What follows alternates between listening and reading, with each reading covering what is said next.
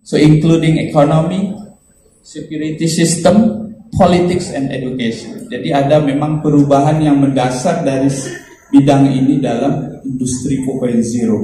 Kita inginkan atau kita tidak inginkan dia akan terjadi. Kita masuk ke dalam atau tidak dia akan terjadi. Apa yang perlu dilakukan adalah lakukan adaptasi. Terima kasih telah menonton video ini. Jangan lupa subscribe sebagai dukungan kalian kepada channel gue. Oke, tepuk tangan buat Luna. Ayo kita mulai sesi keempat terakhir.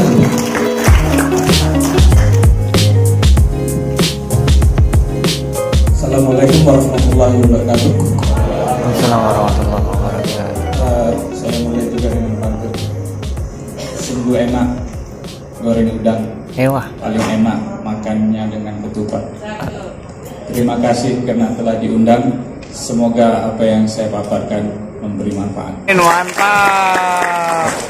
So as a see the main title, pendidikan dan pemberdayaan sumber daya manusia dalam pembangunan negara di era 4.0. Subtitle dari presentasi saya adalah Industrial Revolution 4.0 and Education. So please allow me to perform or present in English happily. Okay, so if we see the term Industrial Revolution, so we have see some changes of fundamental. First is in the field of industry.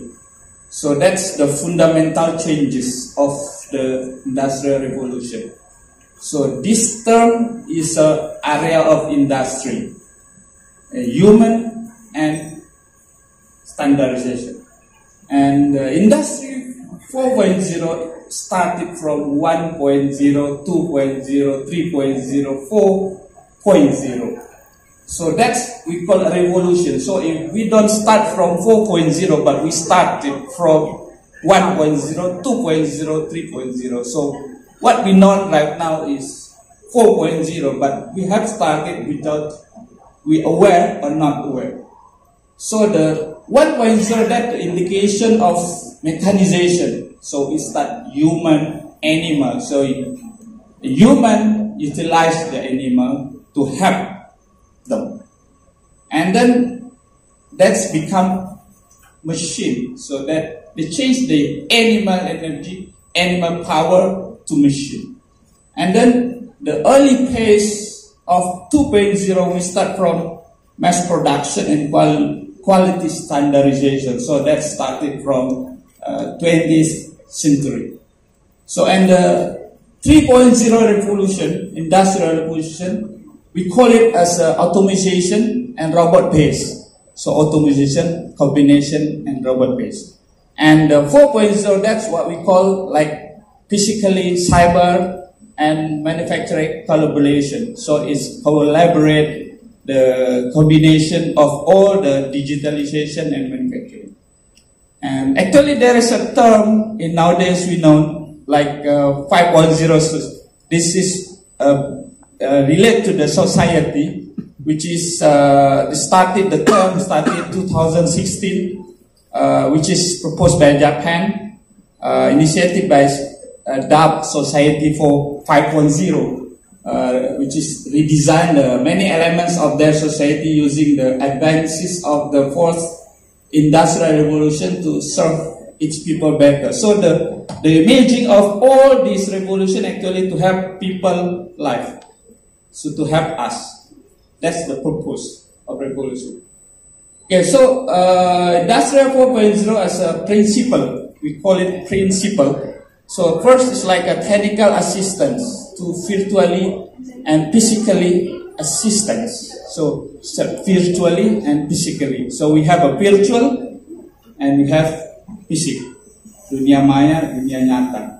So beruntung yang punya nama maya. And then the interconnections, collaboration, standard, and security. So it is delivered or presented before about the security.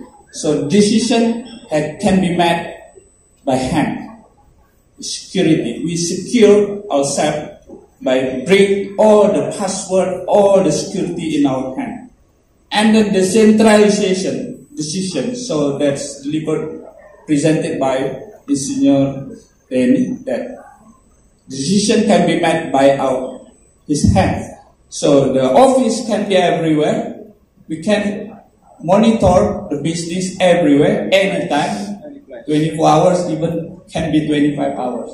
And then information transparency. So we can, by having all information in our hands on the spot, on the right time, so that we call like the transparency. So what is the relate to the education? So because of this is the purpose, one of the topic. First is like student centered.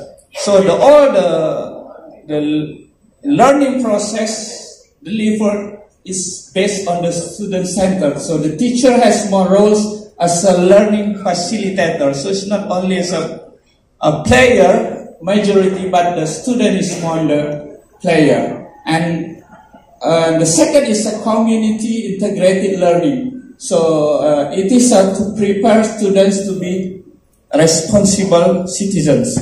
And the third is we call like contextual learning. So we learn as per the context situation. Learning material needs to be linked to the student's daily life. So it should be relevant to the students' experience on the current situations. And the fourth is collaborative learning. So they collaborate with people who differ in the culture, settings, and values. So it is the necessity of nowadays. We not only know what we have right now, culture, situation, which is surround us, but also we need to know also all the other cultures coming out. And the technology-based learning, so that's the combination of learning and technology. Is like Internet of Things. So that term is commonly we heard, we know, and delivered and perceived. Okay, so there is a term of generation XYZ. XYZ. It is a term of generation. The expert divide that like the X generation, those who was born in 1965 to 1981. So it belongs to me. So that's the entire period revolution. So I was born during the old era and the now era, and maybe in the future era. So that we have the digital, before the digital and digitalization. And there's a term we call like digital natives, which is natively digital. Those were born in 1992 to 1994. So some of you are here today.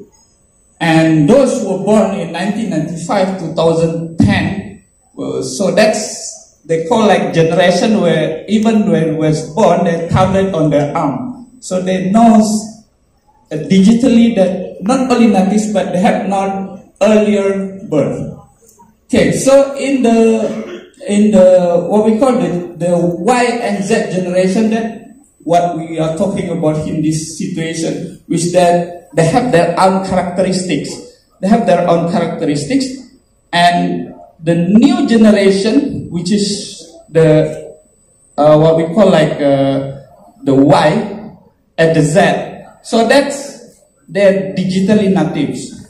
So that term actually is commonly spoken. And what happened to those as a teacher, which is some of them belongs to this X generation. So they call like digital immigrants. So we just learn after we grow up the digital.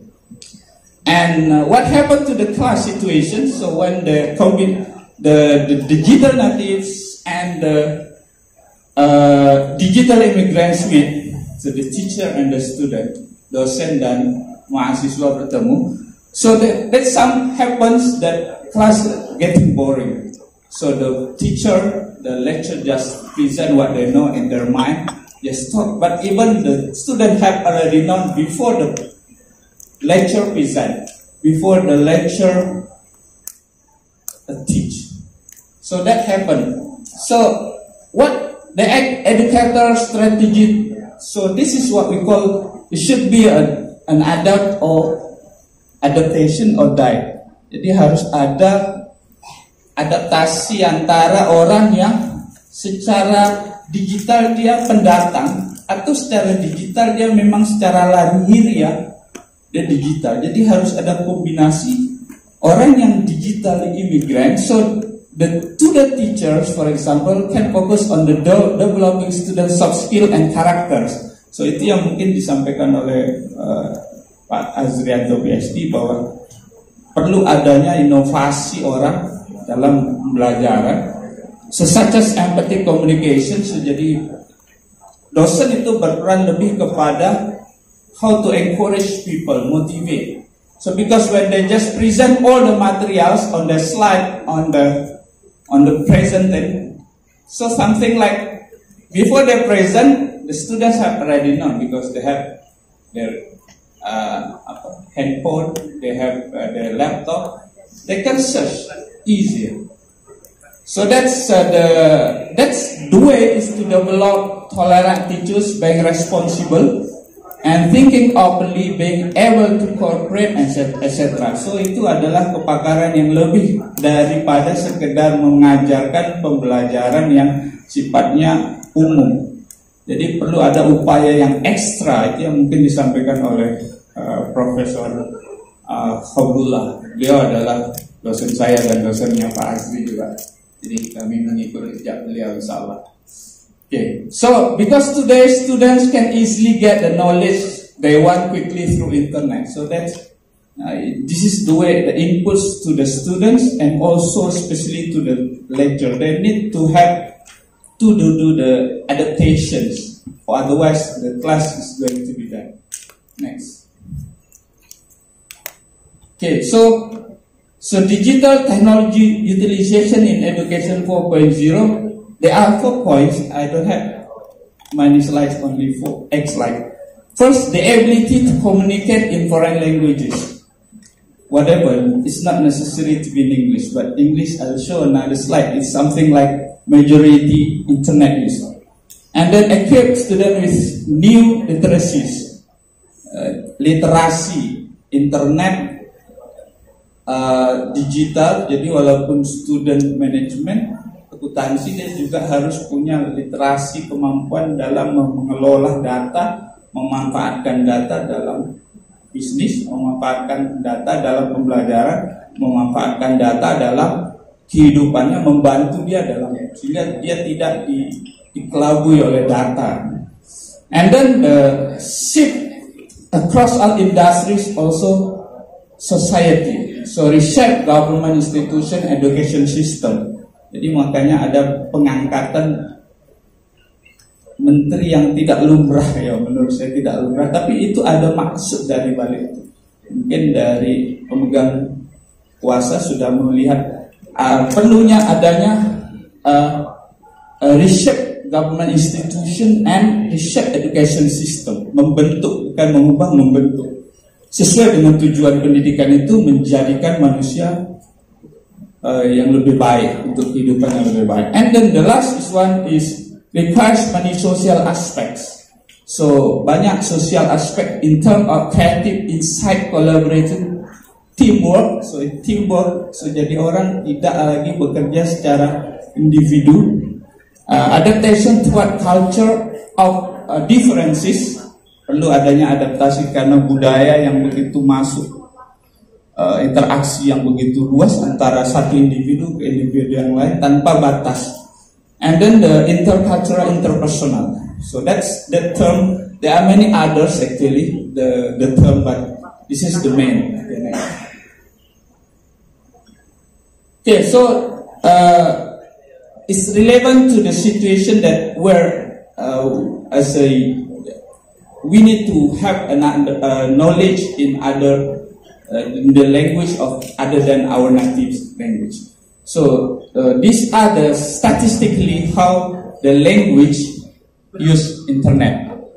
In internet, first, English is not only considered as the language of communication, business, and academic, but also the language of internet. So about 25% of the internet access using English, and the rest is Chinese, 90%, Spanish, Arabic, and Indonesian is at the 6th level, which is about 4% or almost 5% of the total population access in internet. So those who are writing in bahasa Indonesia, akses bahasa Indonesia, komen bahasa Indonesia, sekitar 5% dari total penduduk dunia.